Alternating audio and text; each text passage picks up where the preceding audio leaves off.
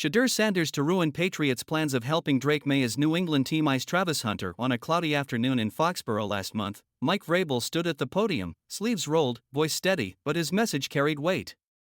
"We're building around him," he said, nodding towards second-year QB Drake May. The tone wasn't hopeful, it was expectant. It's the kind of conviction Patriots fans haven't heard since the Tom Brady years. The rebuild isn't just underway, it's personal. So when rumors swirled out of Colorado's pro day that something unexpected had happened, New England's draft war room started feeling less like a chessboard and more like a Jenga tower. One surprise move, one unexpected name climbing the board, and the entire plan to protect their future could come crashing down. The New England Patriots are scheduled to make 9 selections out of the draft's 257 picks. Their first-round draft starts with the number 4 overall pick. Now, if we put our thinking caps on, we have 2 guesses for this: Travis Hunter and Abdul Carter. But what if the Pats fail in drafting either of them? After all, the Browns, number 2 pick, are strongly linked to Carter, and the Giants, number 3 pick, might just go for Hunter after signing 2 veteran QBs. Last month, head coach Mike Vrabel praised Drake May's ability and revealed his plans to help the quarterback. The 49-year-old said, "I see a young, athletic, talented, full of potential player. Excited to build this team around him, and a large part of the reason why I wanted to be here. And just that talent level, to be able to build around him and to be able to grow and help him and lead and run an offense and run a football team is something that I'm excited about." Thus, the plan is to bring in Travis Hunter or Abdul Carter. But wait, there is a chance that Shedeur Sanders might ruin this plan. At least one draft analyst thinks so. During the Up and Adams show with Kay Adams, draft guru Daniel Jeremiah weighed in on this situation. When the host asked, "What should the Patriots do if Travis Hunter and Abdul Carter are gone at 4?" Jeremiah highlighted, "Pick up the phone, call somebody, get the heck out of there. That's that. Because I think they need offensive lines so bad. And I don't think you want to do that there. I don't know that you feel like there's great value there at that point in time. You've got to do something to help Drake May." As mentioned, the Patriots have the number 4 pick, and if only one QB is selected before that, other teams might draft the top prospects, Carter and Hunter, leaving the Foxborough team with nothing. Hence, as Jeremiah pointed out, the Patriots are hoping and praying that Shedeur goes ahead of them.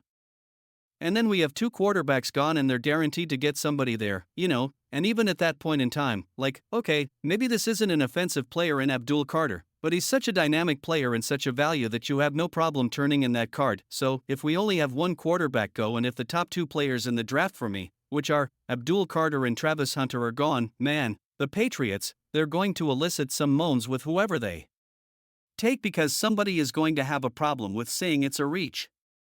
I know you are wondering then who the Pats will go with if not Carter or Hunter. Well, in this case, the name of O.T. Will Campbell is coming up.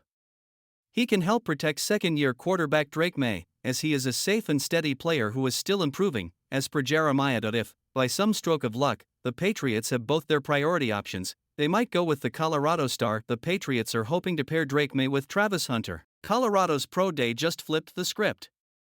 Early in the day, word was that Travis Hunter wasn't doing a thing. Scouts, coaches, everyone started thinking they wouldn't get a read on him. But then boom, plans changed. The Heisman Trophy winner was running routes, and that decision shook up the Patriots, who want someone who can help Drake May out. We tried to read between the lines, figure out what Mike Vrabel's cooking. Maybe a plan to keep the Patriots from slipping into that gray zone, mediocre, no clear future. He's already got young QB Drake May. The Pats also threw big money at Stephon Diggs, Harold Landry, and Milton Williams. That $130 million wasn't for nothing. Now, let's be honest. Their cornerback room is probably set. But wide receiver? That's where things get interesting. So, in this case, Hunter, who plays both of those positions, could be a great option for them. His route running is clean. His IQ is off the charts. Even Patriots WR coach Todd Downing couldn't hold back, stating that he's impressed. He thinks Hunter does a great job of finding a way to get open, and sees the field like a vet. So yeah, New England is watching Hunter closely, and who knows, Michael Irvin confirms fight where he hit Jimmy Johnson's head with a tray as Cowboys legend reveals early struggles, Troy Aikman, Emmitt Smith, Larry Brown, Michael Irvin, and a few others. Jimmy Johnson's men would go on to any extent for their head coach. Everyone from that iconic Cowboys team has their own story about Johnson. Jimmy's departure was a shock indeed, but with time everyone made their peace with it. However, Michael Irvin, the ex-Cowboys WR, is still living in that era. Not even a week ago, Irvin paid tribute to the legendary head coach and expressed his true feelings for the Dallas winningest HC. A lot of guys coming from a lot of broken areas, we had nothing, man, and we all knew it. Then Jimmy came in that next year, and what Jimmy did, he even took it to another level, Irvin said in a podcast. And now, another resurfaced story from the same podcast reveals how fiery things once got between Irvin and Johnson. Look up, get up, and don't ever give up. Michael Irvin's life mantra sounds like something ripped straight from a Rocky montage, but for the Cowboys legend, it's gospel. Let's set the scene. Fort Lauderdale, 1983. A 17-year-old Irvin, all swagger and survival instincts, lands at St. Thomas Aquinas High after public school booted him for fighting. Day 1, smacks his future Hall of Fame coach Jimmy Johnson in the head with a cafeteria tray. Cue the record scratch. Should have gotten sent right back to the ghetto, Irvin laughs now. But this is not just a punchline, it's the origin story of a man who turned rage into rings, chaos into championships, and became the heartbeat of Dallas's 90s dynasty. How'd the cafeteria showdown with Johnson go? Then Jimmy, who I got in a fight with the first day there, broke a tray across this dude's head, Irvin admits. Should have gotten sent right back. But Johnson didn't see a lost cause, he saw a miracle in the making. Dude, do you want to be a boxer or a football player? Johnson asked after Irvin broke a linebacker's jaw 2 weeks later. Yeah, we can't keep doing this, dog. You know I'm here with you, but we can't keep doing this, man. That was the moment Irvin started listening, not just to the coach, but to the voice inside that told him he could be more than a street fighter with speed. Playmaker Michael Irvin's poetry, legacy beyond the lights.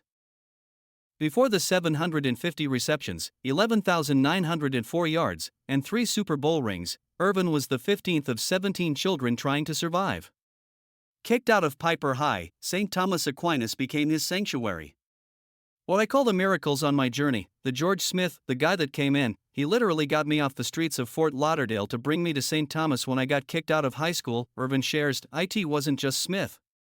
Miss Jones stayed with me, he remembers, eyes softening. When I got kicked out of public school, and they came and got me, St. Thomas came and got me off the streets of Fort Lauderdale. Literally off the streets. And they said, listen, we got faith in you. We believe you can be successful.